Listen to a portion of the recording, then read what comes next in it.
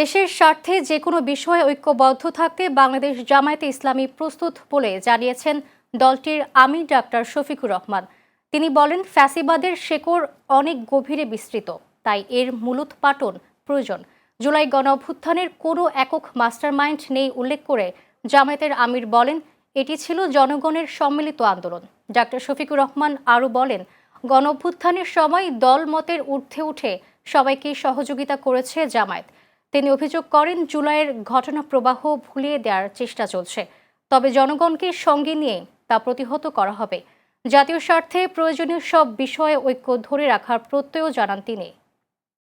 আফসোস ৫৫টা বছর চলে গেল, না যোদ্ধাদের একটা সঠিক তালিকা তৈরি হলো, না শহীদদের একটা তালিকা তৈরি হলো। মুক্তিযোদ্ধাদের যেটা আছে, সঠিক হোক বেঠিক হোক, কিছুটা আছে। শহীদ মুক্তিযোদ্ধাদের কোনো তালিকা নাই। ৬৫৬ জন নাকি ভাতা পায়, আমি শুনেছি। কি আশ্চর্য ব্যাপার! ৭১-এর মতো ২৪ যেন হারিয়ে না যায়, এই জন্য এই উদ্যোগ। আবার মোবারকবাদ। আমি সরকারকে অনুরোধ করব, এটি তো সরকারি উদ্যোগ নয়, সরকারের দায়িত্ব আছে, আপনারা উদ্যোগ নেন, সঠিক ইতিহাস রচনা করেন।